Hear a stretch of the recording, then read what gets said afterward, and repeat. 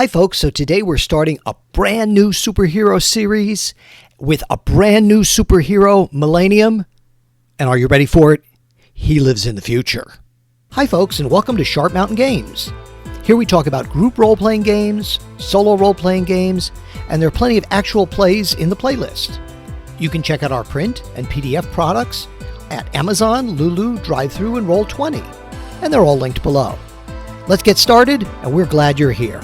Hi folks, so today we are playing a superhero game and we're using Streamlined Superheroes, which is the rule set I wrote, and it's available on drivethrurpg, $2.99. I think it's pretty cheap, at least that's the price as of this recording.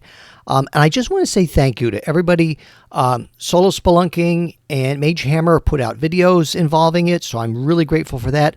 I'm really grateful for everybody who either purchased it or took a look at it. I mean, I've really been overwhelmed. The response has been very, very positive, and it's doing all right. So if you're interested and you like the way this plays, go give it a look if you'd like. So that's enough of the advertising here. Let's get into things. So we are starting a brand new series today. I don't want this to be some kind of crazy infomercial. And with a superhero from the future, MILLENNIUM. And let me show you his card here. You may not be able to read everything, but that's okay. So Streamlined Superheroes, and his code name or his alter ego is Mark Nova. I'll tell you about him in a second. And he has 4 attributes: strength, dexterity, intelligence, and charisma. And all this is on purpose to make everything seem familiar. If you decide you do want to try Streamlined Superheroes, I don't want it to be so weird that people don't know what's going on. But what's different is, rather than say like damage dice, we have effect dice. So, for example, when he tries to do something with his MILLENNIUM rays, he rolls a d12. And that could be damage. But it could also be like if he wants to try to knock a bomb out of the way or something like that, we would also roll that. And anytime on a non-combat, when you get a 6 or better, something special happens or you get some benefit. And the same thing then, we just rank everything else that he has. And you'll get to know these folks, hopefully, as we go along. So let me tell you a little bit about MILLENNIUM. I'll just put the cards up here so that they're out of the way here. And so MILLENNIUM is Mark Nova, who is a space pilot, and he works for his family corporation, the Nova Stellar Corporation. His mother and father own the corporation. And very recently, he emerged from hyperspace. He was a scouting mission, and when he emerged, he was like in this haze, and on him were these 2 gauntlets, or bracers maybe is the better thing. You can see them here in my little drawing. If you check the title card of this video, you can see it even a little bit clearer. And he's unsure of the origin. Why was he granted these? Maybe that'll be an adventure later. So he's really good pilot, and these gauntlets give him flight. They give him some rays, and they also have an aura of protection around him. And he's decided to use these for good, and that he is kind of a free agent working with the Solar Protection Force that protects the solar system. Now, let me tell you that this is a little bit less scientific. Now, I'm a science teacher, and I'm trained as a chemist, and I have a little bit of experience with physics and astronomy, a little bit. And so this is not based on real science. This is more the science of like late 50s and 1960s space comics, if you're thinking like Adam Strange and Space Ranger and the Legion of Superheroes and things like that, because I think we can have a lot more fun. So sometimes we'll dip into science, but not too much, so don't worry about that. Just kind of turn that part off. And this is his ship, which is an old Tootsie toy that I have, the Starbat.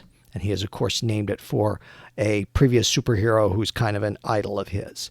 So let's put the card out of the way here so that I don't clutter things up. And let's tell you what's happening. He has been called out by the Solar Protection Force because he's heard there was through their telescopes, they saw a recent crash on the asteroid Ceres. Now, Ceres, a lot of these things you're going to say, well, does it have an atmosphere? Maybe it's in the process of being terraformed, but it's still really rough, and it's kind of deserted at this point. So he is headed towards Ceres to try and find out what's going on here. And I have to grab, I apologize for my reach here, I have to grab some of our participants here. So he sees the smoke of the crash, and he's going to try to bring the Starbat in very quietly, you know, to see if he can kind of use the, maybe even the smoke to sort of camouflage his approach here. And let's see how he does. And I've got special dice for him. Special, you can't see, but there's a slight glitter to them because they're kind of space dice. Like I said, it's hard to see. They really just look like a dark blue or a blue-black. And let me see, what's his pilot is a D8. So let's see how he does bringing in the Starbat. 7 plus his dexterity is 3 is a 10. 10 or better is always a success in this system. You might say, oh yeah, well, how do you make things more difficult? We use advantage and disadvantage. That's all there is to it. And a 7 is greater than a 6. So he is easily able to bring the ship in. And maybe he lands it behind a ridge here to provide a little bit of cover for him. And we'll just use these domino blocks here to kind of be a little ridge. And he wants to see what's going on. So he is going to use his flight to kind of just peek his head up at the top of the ridge here. But again, he's trying to be really stealthful with this. So let's bring his token into play. And you can see it right there. So he's trying to like fly up here and just peek his head over and see if he can figure out what's going on without having to involve himself in things. And that is, let's see, his flight is a D10. I'm grabbing the D12 there. So 11, so that's fine. I don't even need to worry about adding anything. And a 7 is greater than 6, so perfect. He is real silent. So he sees a ship that is crashed over here. Maybe it's on its side. I just use this little Star Trek shuttle to represent that. And he can see a rather blob-like alien with his back up against the ship. And he has a small laser pistol, maybe, that he's trying to shoot with here. He doesn't seem to be very good with it. And he is being accosted by 3 aliens. And we're going to think about these guys. They're kind of like the gray aliens that you know, the very traditional gray aliens that you see with, you know, the big heads and the big eyes, and they have spacesuits on, and they have ray guns. And he sees this. Now, he had the surprise, so he is going to fly into the mix here. You might say, now, how do you do initiative in this? I'm using the system for that Solo Spelunking uses. Like I said, I have a link to one of his videos in the thing. And check out his channel in Mage Hammers. And there's so many other good solo RPG channels. I don't want to get in, because I know I'll forget some of my favorites here. I wish I had time to watch more of them. You know, you have only so many hours in the day. But he flies in. So I use Solo Spelunking's I go, you go. So he's going to go first. And it's not really going to much matter because, you know, then they'll get to go and we'll take it from there. So he is going to try to fly in and use his Millennium rays. And I'm not going to worry about the flight because we already did a roll for that. And his Millennium rays are a D12. So he might have a good shot at this thing here. So 16, and he does 6 points of damage. So how am I going to keep track of this? I guess I'll put on my paper here. He knocks one of them down, and they're very scared at this. So what they're going to do is now it's going to be their turn to take a shot. So we'll do this one taking a shot at Millennium, and he has a D8 is his effect die for the ray gun here. 19. Oh, he zaps Millennium for 6 points of damage. Make a little note of that here on my card. I like these cards. I'll just show you. You know, I find them easier than having a piece of paper or a notebook just because they're nice and small. I don't have a big area here on my desk. All right, in any event.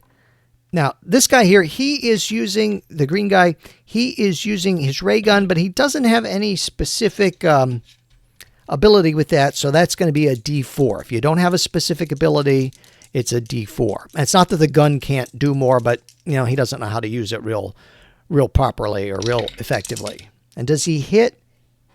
Yeah, he hits the one guy for just 1 point of damage. But now the other guy is going to get to go, and he's much better with his ray gun here. Does he hit 5? No, that misses. All right, great. So we're back to Millennium, who says, I already knocked one of your buddies out. Just get out of here. But he gets his bands, and he hits the button on there, and is going to try to hit him with another Millennium ray. 7 plus 3, 8. Yes, he knocks another one out. He says, don't you know any better? So this guy, I think, is going to try to run. And that's good, because then what we can do is we can try and use the chase rules here. And Millennium is going to fly after him. So if it's an opposed strength roll. Now, it's not who gets higher. It's just a question of success or failure here. A higher than 10 roll on the D20 doesn't do anything for you. But let's see what happens. Okay, so this guy does get away because Millennium failed. He got a 6 plus, I think his strength is plus 2. Yeah, is an 8. So he fails. So this guy gets away, and as he gets away, they see the shimmer, like on Star Trek, and he teleports out of there. So Millennium comes back, and he says, hey, little fella, what's going on here? Why were they bothering you? And the little guy introduces himself as Higgs. That's the best he can translate his language to for Millennium's purpose. And Millennium, of course, introduces himself not with his civilian name, but just gives him the code name Millennium. And you can see I have, okay, there's Millennium, and then there's my card for Higgs, who's named after the Higgs boson, of course. And he says, well, why are you here? And Higgs says, oh, well, I was sent, by my planet to travel to this system to learn more. We hear that there are people with super heroic powers, on Earth and in this solar system. Very few outside of it, but especially in here. I know there might be some. So I was sent here to learn all I can about them. He said, and I'll tell you a secret. He said, I'm really hoping that I could work with one of them. He said, I'm a sciento engineer, so I'm very good with my science and both my engineering. He said, would you be looking for a partner? And Millennium says, well, I don't know. He said, let's just take care of these people and we can talk about it. He said, why do you think they were after your ship? He said, I'm not sure. He says, it's definitely going to need some repair, and more repair than I can just do here in the field. Now, Ceres, he said, I had to land here. I know Ceres isn't all that occupied yet.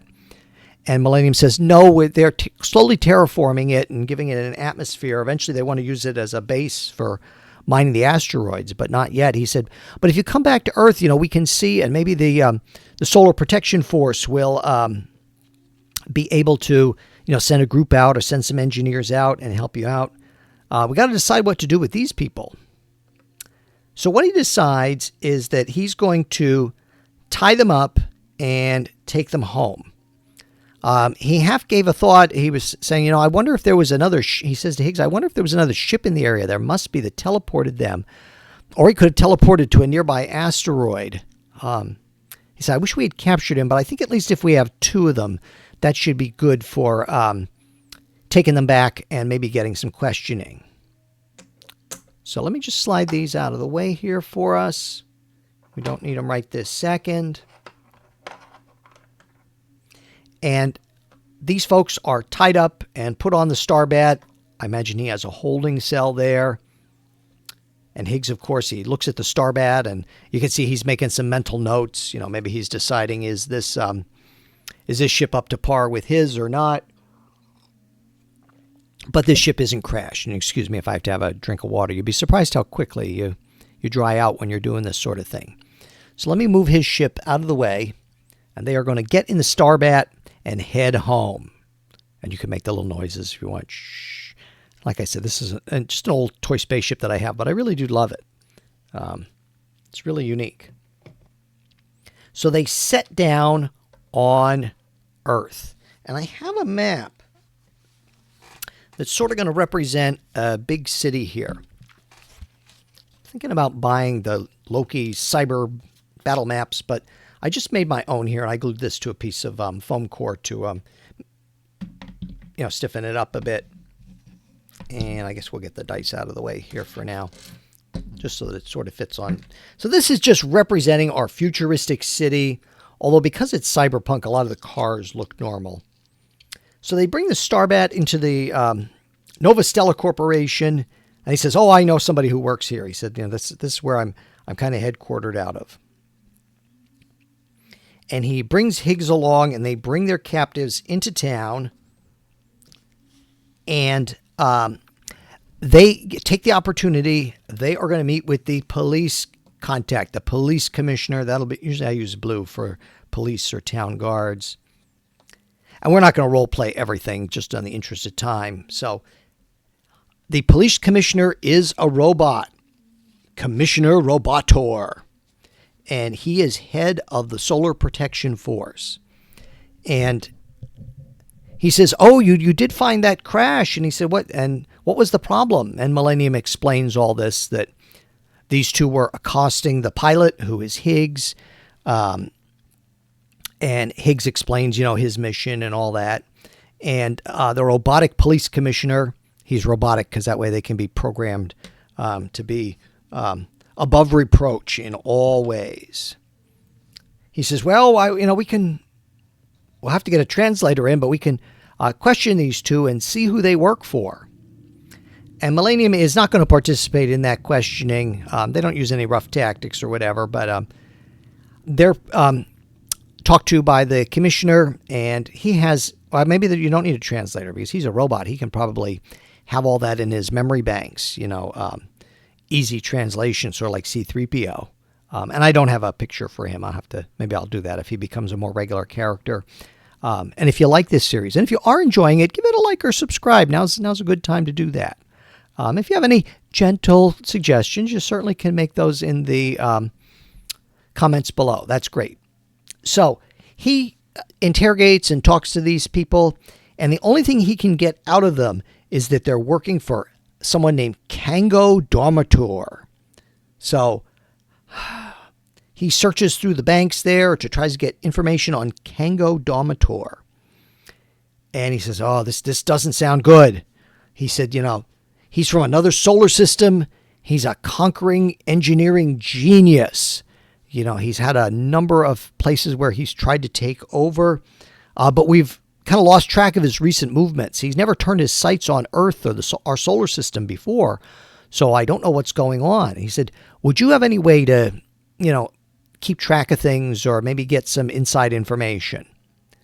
And Millennium says, "Well, I kind of know someone who might." And he talks to Higgs. He says, "What would have they been after on your ship?" And Higgs says, "Well, my propulsion system is very, very advanced, very, very fast. So if this person was an engineering type, he might have been using it, wanting it for some kind of power source." So Millennium is very grateful, and the commissioner is very grateful. He says, "And if you find that third one," he said, "be sure to bring him in. We don't want him causing any big troubles, out there."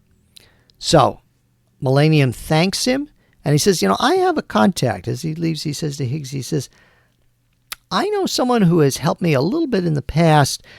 She's a reporter for the local news services. I guess everything's digital now. It is nowadays, so I imagine it's even more so. Her name is Starla Saturn." And he said, "Maybe if we talk to her, sometimes she gives me information. Sometimes she keeps things quiet if she's working on a story and doesn't want me to disrupt it. But we'll go across town and we'll try and see her." So let's see where it's going to be across town. We're going to just say this is a building here, although I think it's like an outside thing. Not a perfect map, but that's okay. At least it's sort of the future. So they go across town, and as they're talking, they get to know each other a little bit better.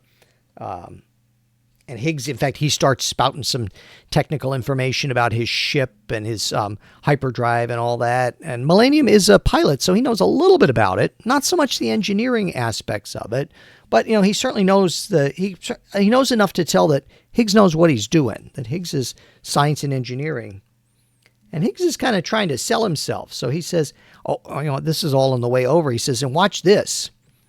So he is able to stretch and morph his form so he can get really, really super thin. And he shows them that, he gets really, really super thin. He can stand tall and almost take a human form. And he is able to stretch his limbs out and generate extra limbs as necessary. So some of you may recognize the aliens and their inspiration, but I'm not trying to exactly limit myself to what something else has. So Higgs says, "What do you think about it? I'd be pretty good for that, right? I'd be maybe come along." And let's see, I'm going to let him roll his D8 for that. So this is a charisma roll. He doesn't get any bonus on it. 20. A 5 is nothing special, but I'm going to say, yeah, that's definitely a success. So Millennium says, "How about you tag along on this mission, and if it works out well, we'll talk about maybe making a more permanent partnership." So they go across town, and they talk to the lady at the desk. Here's the lady at the desk. And they get in a little bit further to see Starla, because, in fact, the lady at the desk is very impressed with Millennium. She knows he's a hero. So he goes in and is talking with Starla. So Starla is sitting there. She is a young lady about Millennium's age, and but she spent a lot of time, she watches the news services and works for the news service. And he said, "Well, what information do you have on this Kango Domator?" Now, what I'm going to say is I'm going to have him make a charisma roll, and he doesn't have anything super special. But I'm going to say he can have a D6 on that, because or let's say a D8. They know each other. They've worked with each other. This is a case where I'm kind of making a judgment call here. 18 and a 7. So everything is just good. Everything is really positive here. No problems. And she says, "Well, we've talked and we've worked together before, Millennium." She said, "Who are you interested in?" And you can see that she's really interested too. It's almost like has something, wheels going on in the back of her mind. And he says, "Well, it's this Kango Domator." It almost sounds like dominate. She said, "Do you have any information about him? Or if not him, about just engineering stuff in general?" So let's see how she does. She's a crime reporter, so she has a D12. That's her. I made that her primary thing here. 4 and 1. Oh, that's about as bad as it gets. Or is that a 7? No, that's a 1. So she searches and she says, I'm just not able to get a whole lot of information about what's going on here. She said, "I'm just not sure." She said, "I think you're going to unfortunately have to ask around town." And she said, "And perhaps I'll ask around town too and see what we can do." So Millennium thanks her. And he's real careful about his civilian identity because he wants to protect his family.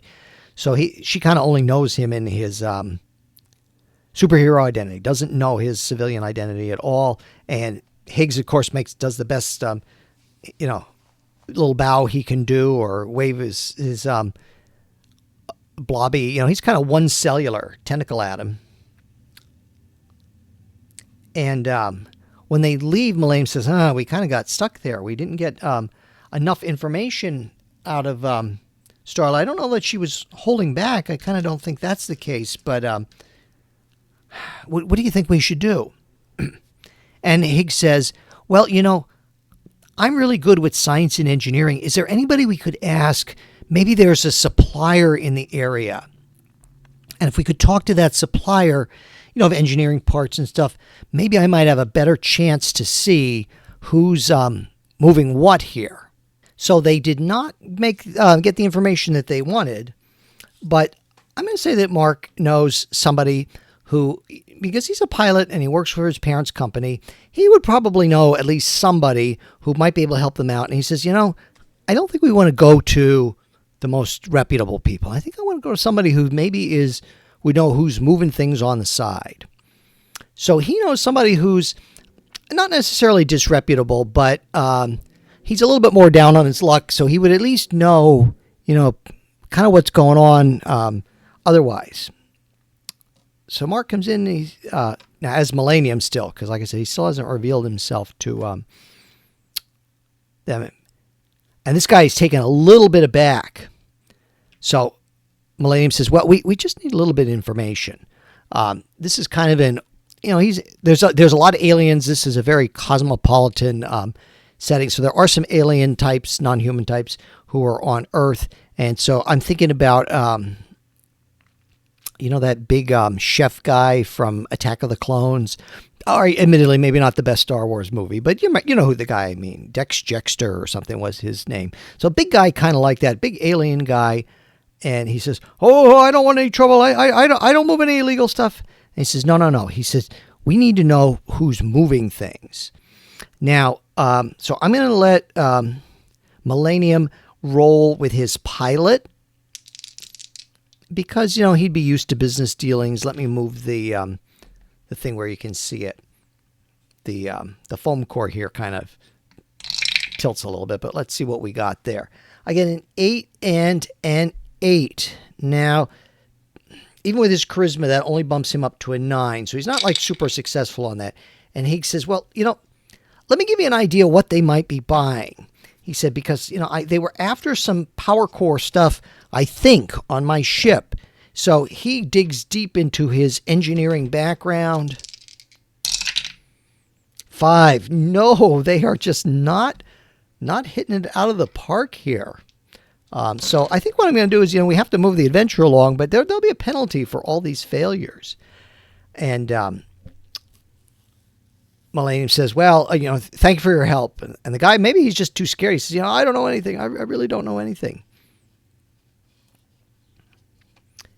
So they leave, and MILLENNIUM decides, this is a problem here. He said, I think what we're going to have to do is we're going to have to kind of hit the underground, kind of ask around. He said, but we'll need to disguise ourselves. He said, we can't kind of go in. I can't be going in as MILLENNIUM. And maybe that was a mistake to go in as MILLENNIUM for, to talk to that supplier. He doesn't want to, they seem pretty scared too. So maybe this Kango Domitor is really putting things out on the underworld. So Mark changes, he gets rid of his MILLENNIUM outfit there. And he takes Higgs back with him to his, he has a small actually a rather nice apartment here in the town because, like I said, his parents own the Nova Stella Corporation. So he is able to get a disguise. And in fact, he's even able to get a disguise for Higgs. So Higgs is able to kind of get himself almost up to man height, and he gets him some clothes so that he'll blend in just a little bit better. And they are going to have to hit one of the local bars. So MILLENNIUM knows, and I'm just going to take this out of the way here. I know I have a grass texture here. Maybe it's not perfect, but we'll have a little, kind of a rough place here, a rough saloon. And MILLENNIUM says, I know where at least some of the bad actors hang out, and there's tables and a bar here. He said, but we're going to have to play it real, real cool, real, real quiet. He said, but I'm going to need you definitely because I wouldn't know what to ask for. So they wait until it's dark because all the bad things happen after it's dark. And they enter this bar and they've got to ask around. So there's our bartender and there are some various patrons here. I'm just going to use the different color meeples to represent the various patrons. And Mark he orders a drink. And he asks Higgs, and Higgs shakes his head. He wants something as well. And in fact, he notices that when it's time to drink, Higgs opens up an orifice kind of below the eyes. He's watched Humans, so he knows that if he's going to consume food here, he should try and do that. So he has a way to get the liquids into his unicellular form. And Mark says to the guy behind the counter, oops, he's not upright. There we go. You know, I'm looking for a little bit of work. He said, you know, I might be able to move some equipment and stuff like that. He said, that's, you know, but I am looking for a place to sell some things. He said, nothing illegal, nothing, not drugs or anything, but just trying to move some things. Now, he mentioned some things, and I'm going to use, again, his pilot ability, so he would know, you know, he would know the names of all this equipment and things like that, if not exactly what it is. 19, finally, and a 7. So the bartender says, well, I can give you some information. I don't even think the bartender is going to send him to anybody else, but finally we have a role here. Otherwise, this story is going to be them just wandering around town all day in the future. So they have their future drinks here, and Mark kind of slides some, you know, some extra credit over to him, some extra money. And he says, well, you know, there's some new guy, I don't know his name, big outfit, paying big to move equipment and things like that. And he gives them, he said, you know, but it's up in the warehouse district. He said, you know, right near the starport. So this is a place outside the starport. I'm thinking of buildings outside the airport, you know, if you've ever been near a big city airport, I'm thinking like near Pittsburgh, you know, where they're moving things. He said, you know, I'm going to give you an address, but you didn't hear it from me. He said, you could certainly go out there and try and sell your stuff. So Mark is very grateful about this, and they kind of, you know, they leave their drinks half finished. He has to tell Higgs, no, you don't get to take it with you, unfortunately. It doesn't work that way. You have to leave the glass. And they get out of here. Now, I want to rule and make a roll and see whether anybody has noticed this, whether there's any trouble. So looking at Solo Spelunking's science fiction framework, space fantasy framework, space opera, I should say. So, you know, like I said, I have a link to his channel below. So this would be a 2 in 6 chance that there's going to be some trouble. 6, nope. People do not want trouble. They're keeping to themselves. Maybe they're kind of smart about things. So let's take down our bar here and change it into the warehouse.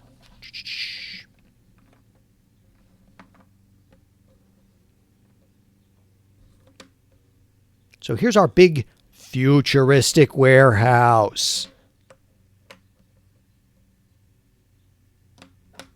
And there is some big loading doors here. So Mark Nova changes back into his Millennium outfit, and he says to Higgs, he says, how are you going to be in a, you know, if this thing ends up being a fight, how are you going to be?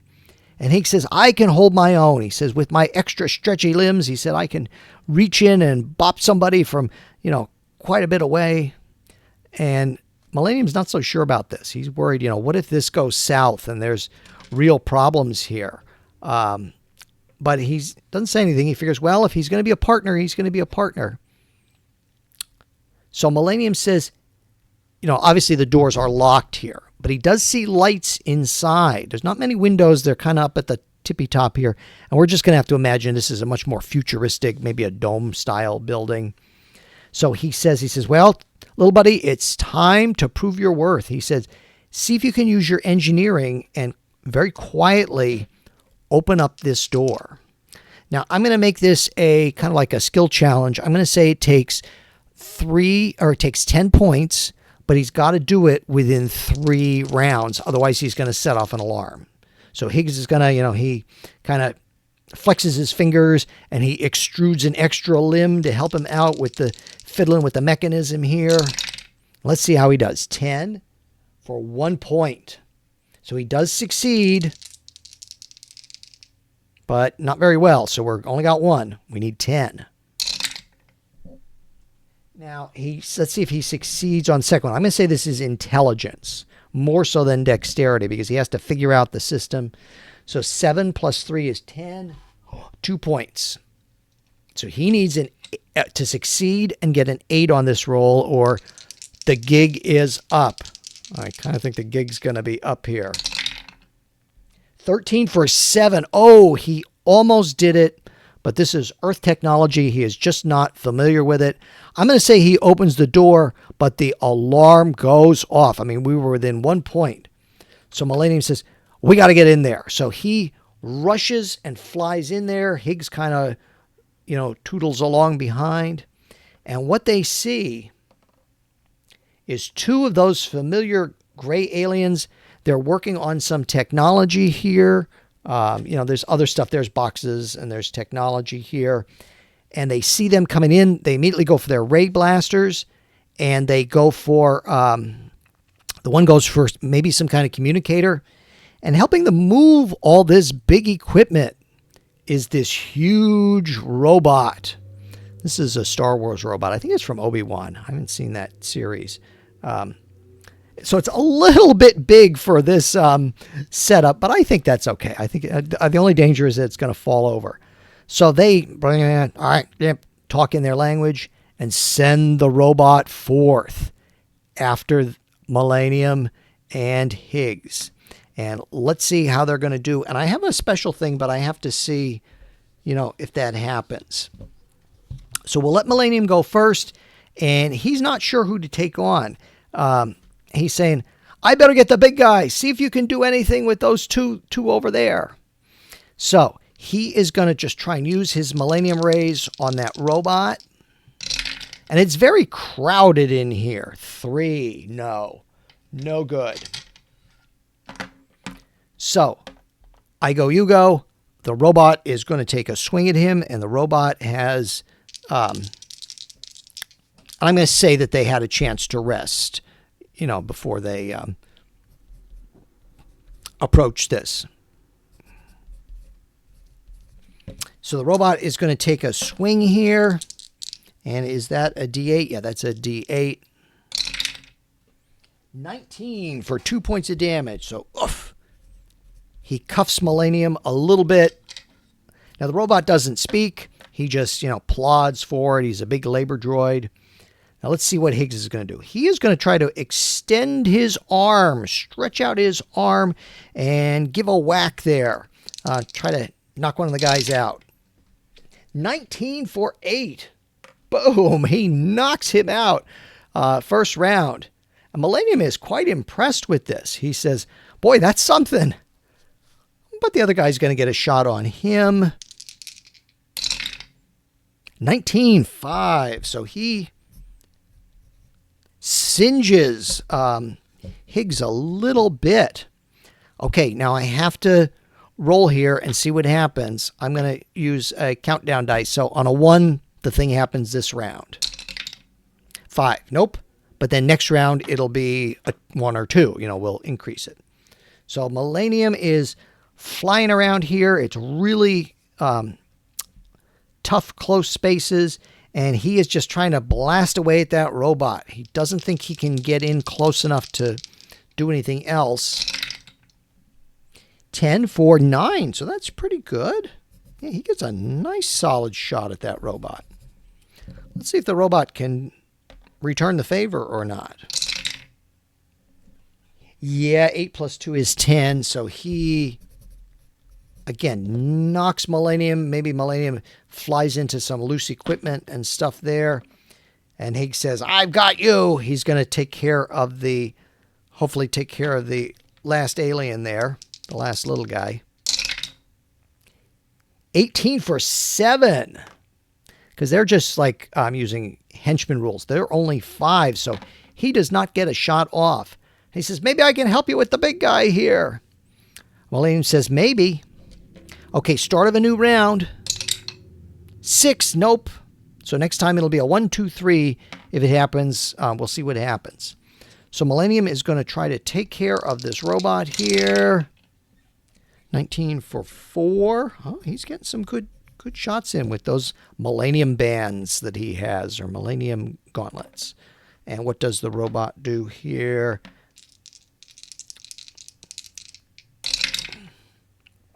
$11 for 3. Now Higgs says, I'm going to see if I can find some kind of control here. So I'm going to say that that's going to be a little bit tricky. I'm going to have him make that with disadvantage. But we'll see what happens. He is trying to see if there's some way to shut down this robot. So he had to make it with disadvantage with his intelligence of +3. He succeeded on both, and he got a 7. So he gets a 7, and I'm going to just take that off the robot. So maybe he's not, like as effect die, he's not able to shut down the robot. All right, so let's see. 1, 2, 3. Oops, it did not go down the thing. 5, nope. Nope. All right, so Millennium. I was kind of hoping that, like I said, I have a little thing could possibly happen, but not yet. 14 and 6. So that's pretty good. Robot does get another swat at him. Nope, misses. Higgs is still fiddling with the stuff there. No, misses. I'm going to say the robot now, he gets a second attack, so he's going to divert it towards Higgs. Yeah, he gives Higgs a good walloping.